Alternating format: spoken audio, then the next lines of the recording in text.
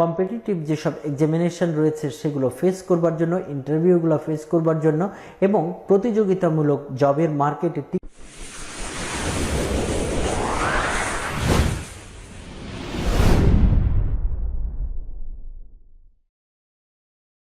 প্রিয় ছাত্রছাত্রী ভাই ও বোনেরা এবং সুধী অভিভাবকবৃন্দ, আমার এই ভিডিও শুরু থেকে শেষ পর্যন্ত একটু মনোযোগ সহকারে শুনবেন।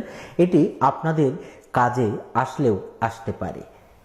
আমি এই ভিডিওতে যে বিষয়টি নিয়ে এসেছি সেটি হলো সহজ শিক্ষা ও আমাদের ভাবনা।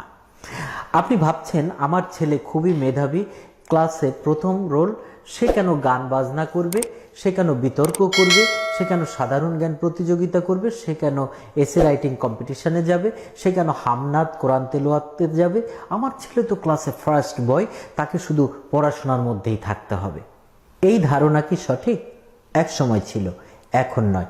কারণ এখনকার দিনে আপনার ছেলে যদি ক্লাসে ফার্স্ট বয় হয়, রোল নম্বর 1 হয়ও, তবুও আমাদের শিক্ষিত সমাজ এবং প্রতিযোগিতামূলক সমাজ আপনার ছেলেকে ফার্স্ট বয় বলবে না।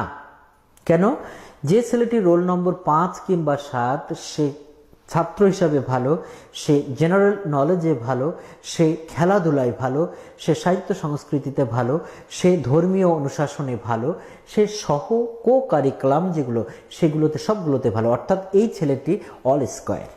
আর এই অল স্কয়ার হবার ক্ষেত্রে আপনার ছেলের যেহেতু রোল নম্বর 1 ছিল, তাকে পাশাপাশি এইগুলোতে আপনি যদি গ্রুমিং করাতে পারতেন, আপনার ছেলেটিও ওই আসনটি দখল করতে পারত। কিন্তু আপনি সেটা করতে দেননি। কিসের জন্য? আপনার ছেলের পড়াশোনায় সময় নষ্ট হবে।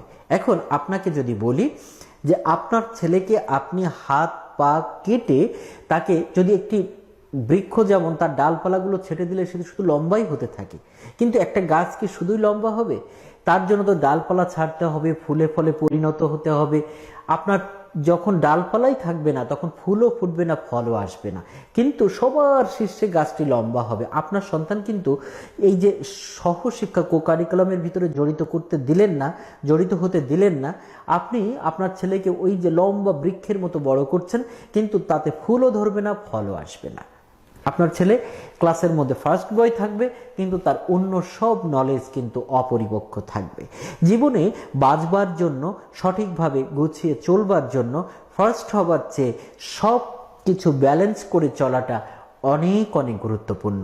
তাই আপনার ছেলে মেধাবী, তার এই মেধাকে কাজে লাগানোর জন্য সহজ শিক্ষা কারিকুলামে তাকে যুক্ত করে দেওয়া একজন সঠিক অভিভাবকের সঠিক দায়িত্ব। কিন্তু আমরা অনেকেই ভুল ধারণা পোষণ করি, কাজেই ছেলে মেয়েদেরকে সেখানে যেতে দেই না। আপনি জানেন, একজন তার্কিক যখন বিতর্ক প্রতিযোগিতায় থাকে, তার বইয়ের পড়ার বাইরেও অনেক অনেক জেনারেল নলেজ অর্জন করতে হয়। আমরা যখন ইন্টারভিউ বোর্ডে যখন ছেলে মেয়েদেরকে দেখি যে সে ক্লাসে ফার্স্ট হয়েছে, ফার্স্ট ক্লাস ফার্স্ট হয়ে ইন্টারভিউ দিতে এসেছেন, তখন তাকে বইয়ের জ্ঞানের বাইরে কোনো প্রশ্ন করা হলে তিনি তার উত্তর দিতে পারেন না। কিন্তু আরেকটি ছেলে, তিনি ঝটপট উত্তর দিচ্ছেন, একটা টপিকস দিলে সেটা সুন্দর প্রেজেন্টেশন তৈরি করে দিতে পারছেন, সে হাউ টু ম্যানেজ, কিভাবে একটা অফিস ব্যবস্থাপনা করতে হয় সেটা সে করতে পারছে।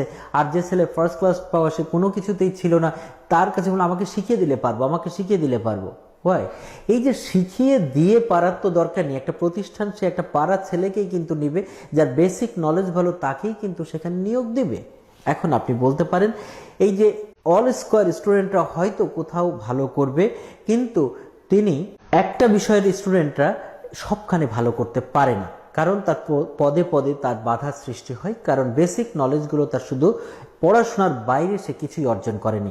এই জন্য আমাদের ছেলে মেয়েদেরকে খেলাধুলা করতে দিতে হবে, তার শারীরিক গঠন হবার জন্য, মানসিক বিকাশের জন্য তাকে গান বাজনা, সাহিত্য চর্চা, ধর্মীয় হামনাত কোরআন তেলাওয়াত করতে দিতে হবে, ধর্মীয় অনুশাসনের জন্য ধর্মীয় বই পড়তে দিতে হবে, হামনাত কেরাত গজল গাইতে দিতে হবে, তাকে বিভিন্ন ইসলামী প্রতিযোগিতায় যেতে দিতে হবে, শিশু কিশোর নানা প্রতিযোগিতায় অংশগ্রহণ করতে দিতে হবে, মেধা বিকাশের জন্য, সাধারণ নলেজের জন্য, সাধারণ জ্ঞান এবং বিতর্ক প্রতিযোগিতায় তাকে অংশগ্রহণ করবার সুযোগ দিতে হবে।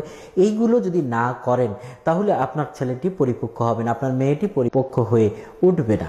আর অনেক সময় মেধাবী ছেলেমেয়েরা যখন সহশিক্ষার সাথে জড়িত না থাকে, তখন মেধাবী ছেলে মেয়েগুলো কিন্তু পড়াশোনার পরে যে বাকি সময়টি সে অন্য কোনো কাজ না পেয়ে অনেক সময় আমরা দেখে থাকি ইতিমধ্যে যে পরিসংখ্যান রয়েছে যে তারা জঙ্গিবাদের সাথে জড়িত হয়ে যায়, তারা সন্ত্রাসের সাথে জড়িত হয়ে যেতে পারে, তারা একরোখা চিন্তার অধিকারী হতে পারে, মানসিক রোগী বা সাইকোতে ভুগতে পারে।